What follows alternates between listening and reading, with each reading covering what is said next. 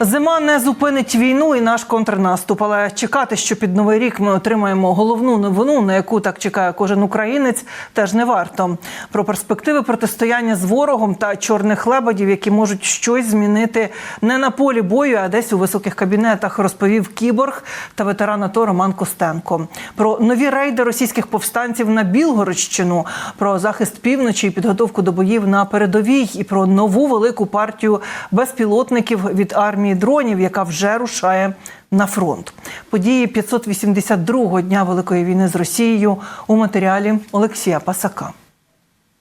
Війна не стане легшою. За 1,5 року активних боїв навіть нічого не навчені так звані частково мобілізовані окупанти вже відчули запах пороху та потроху навчилися воювати. Про це Роман Костенко, ветеран АТО, кіборг та чинний секретар парламентського комітету з національної безпеки, говорив в інтерв'ю «Українській правді». Зауважив, що просування на Запорізькому напрямку, попри успішний прорив, ускладнене позицією ЗСУ, Україна діє на невеликій ділянці не більше ніж 10 кілометрів, яка перебуває під щільним вогнем ворога. Тож саме тому українські захисники зараз намагаються розширити фланги підконтрольної їм території, а не вклинюватися далі на південь. Говорив і про осінньо-зимовий період війни. Зауважив, що через негоду активність боїв у будь-якому разі знизиться, хоча й не зупиниться. А ще утримався від чітких прогнозів завершення війни. Знаєте, я дивлюся, у нас багато хто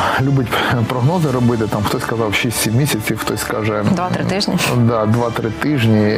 Складно сказати. Ми не знаємо, як буде щось розвиватися, але те, що це буде швидко, я не вірю. Ну там до кінця року або там закінчиться через рік, скажімо так, саме перемогою вийти військовим шляхом на кордони 91-го року. От коли ми забуваємо про зовнішню політику, ми просто б'ємось. Ну, найближчим часом в нас шансів нема, там навіть я там буду на рік говорити, да? Але на війні буває чудо, ми пам'ятаємо про це.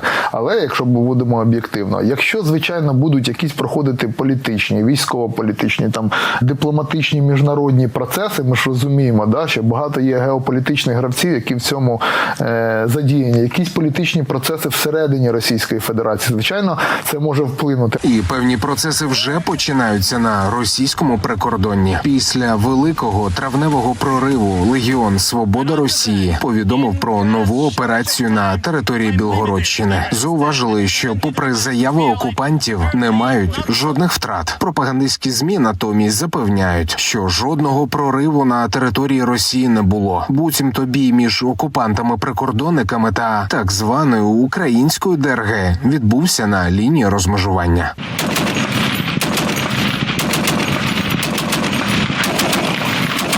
Наскільки захищений український кордон з нашого боку, це перевірив командувач Об'єднаних сил ЗСУ Сергій Наєв. Зауважив, поки українські бійці не перебувають на передовій, мають достатньо часу для ретельного вишколу. Цього разу з військовою технікою та зброєю, яку передали західні союзники. Підрозділи як Збройних сил України, так і Національної гвардії, які виконують завдання у північній операційній зоні, з часом відбувають на схід та південь нашої країни для того, щоб продовжувати наші наступальні дії.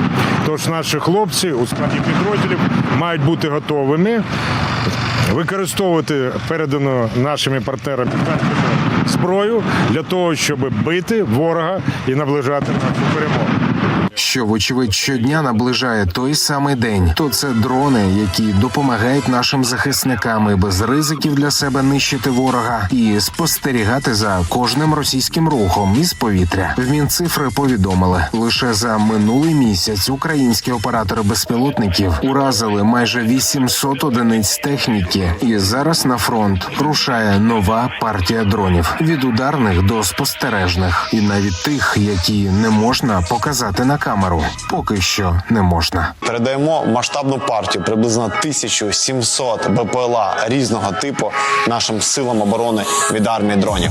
Перед вами розвідувальний літак «Пінгвін». Його використовують країни НАТО. Він може зависати в повітрі на 72 години, має потужну оптику, є достатньо ребостійкий. Або «Еос» – це також розвідувальний літак.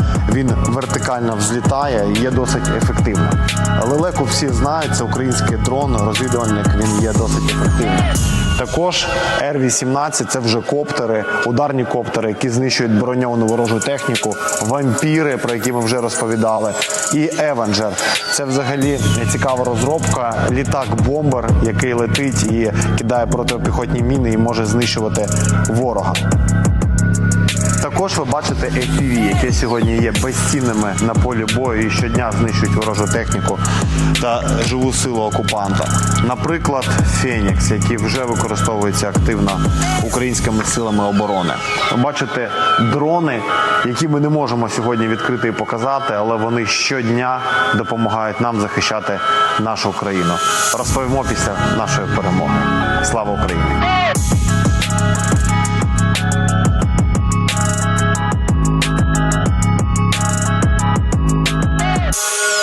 Олексій Пасак, 5 канал. Для того, щоб дивитися нас частіше, не пропускати новини, інтерв'ю, спецпроекти, зробіть 3 простих кроки. Підпишіться на YouTube 5, лайкніть, напишіть коментар. Для вас це секундна справа, а для нас просування в YouTube-просторі на вищі щаблі. Окупанти намагаються повернути втрачені Кліщівку та Андріївку. Неподалік Бахмута нині на цьому напрямку тривають запеклі бої, кажуть у східному угрупуванні військ. Росіяни атакують позиції Збройних сил з усього можливого озброєння, гатять з артилерії та авіації. Утім, добряче отримують у відповідь. Тим часом ЗСУ, ймовірно, здійснили прорив на лінії Роботине-Вербове на Запоріжжі. Про це йдеться в матеріалі Інституту вивчення війни. За підрахунками Генштабу, за останню добу Друга армія світу втратила 330 своїх бойовиків. Про ситуацію на фронті далі розповість Марта Шикула.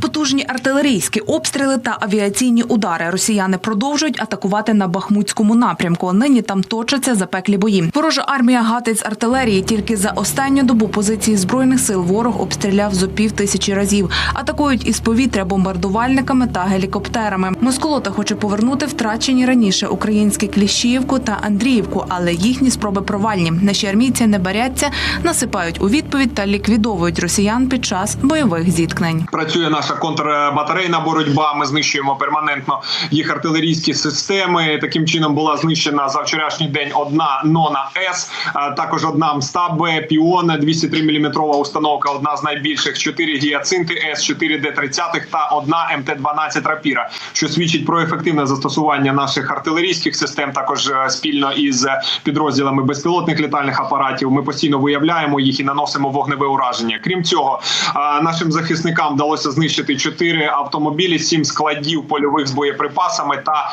3 БПЛА противника, включаючи FPV-дрони та дрони камікадзе типу «Ланцет».